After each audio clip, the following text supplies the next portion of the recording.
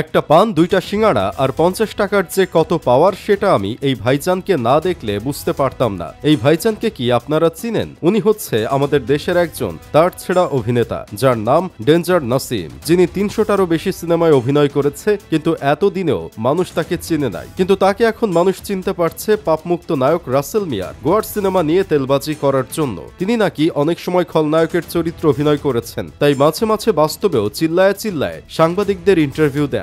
সম্প্রতি তিনি পাপমুক্ত নায়ক রাসেল মিয়ার গোয়ার সিনেমায় অভিনয় করেছেন। যেহেতু তিনি এই গোয়ার সিনেমায় অভিনয় করেছেন, সেহেতু তিনি এই গোয়ার সিনেমার প্রশংসা করবেন, নায়কের প্রশংসা করবেন, সেটাই স্বাভাবিক। কিন্তু তিনি যে পরিমাণ অসুস্থভাবে প্রশংসা করেছেন সেটা একেবারেই অস্বাভাবিক। কয়েকদিন আগে দেখলাম তিনি এফডিসিতে দাঁড়িয়ে গোয়ার সিনেমার প্রশংসা করতে করতে গোয়ার সিনেমাটাকে নিজেই ফাটিয়ে ফেলতেছেন। কখনো বলতেছেন রাসেল মিয়ার গোয়ার সিনেমা যে একবার দেখবে, পরে আবার ৩বার দেখতে যাবে এই ছবিটা। আবার কখনো বলতেছেন ৩টা স্টার বাংলাদেশে আছে, মান্না, মারুফ, রাসেল মিয়া। তবে এই কথাগুলো স্বাভাবিকভাবেও বলা যায়, কিন্তু তিনি স্বাভাবিক কথা বলেছেন অস্বাভাবিকভাবে চিল্লাইয়া। এজন্যই মূলত বলছিলাম ৫০ টাকা একটা পান আর ২টা সিঙ্গাড়ার যে কতটা পাওয়ার, সেটাই আমাদের এই তার ছেড়া ভাইজানকে দেখলেই বোঝা যায়। ওনার নাম আসলে কেন ডেঞ্জার নাসিম সেটা আজকে বুঝতে পারলাম, কারণ তিনি কোনো কথাই একজন স্বাভাবিক মানুষের মতো করে বলতে পারে না, সব কথাই চিল্লায়া বলেন। যদি আপনি তাকে বলেন যে নাসিম ভাই কেমন আছেন, তাহলে তিনি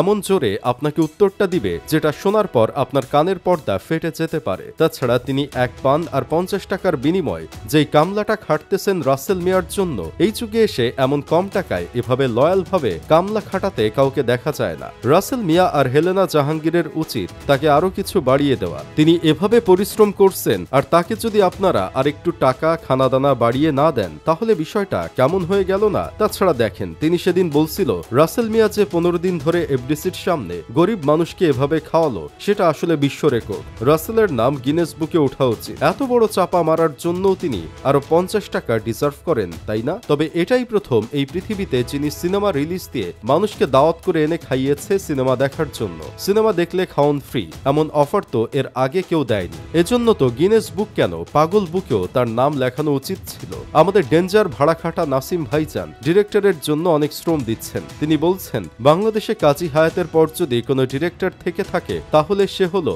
রাকিব ভাই। আপনার যদি কোনো সিনেমা বা নাটক সস্তায় প্রমোশন করার প্রয়োজন হয়, তাহলে আপনি আমাদের ডেঞ্জার আতেল নাসিম ব্রোকে ভাড়া করতে পারেন। তিনি জান প্রাণ দিয়ে আপনার নাটক, সিনেমার, এমনকি আপনারও প্রমোশন করে দিবে। তবে আপনার বেশি কিছু দিতে হবে না, একটা পান ও ৫০ টাকা আর এক প্যাকেট বিরিয়ানি দিলেই হয়ে যাবে। আপনারা আবার কেউ তার উল্টাপাল্টা কথা শুনে মাইন্ড কইরেন না, কারণ কিছুদিন আগেই একজন পাবনা মেন্টাল হসপিটাল থেকে পালিয়ে এসেছে। তার কথায় আপনারা কেনই বা মাইন্ড করবেন? তাছাড়া একজন পাগলামি করে ২টা টাকা কামাচ্ছে, তাকে দেন না একটু কামাতে। শুধু শুধু তার পেটে লাথি মারার কোনো দরকার আছে?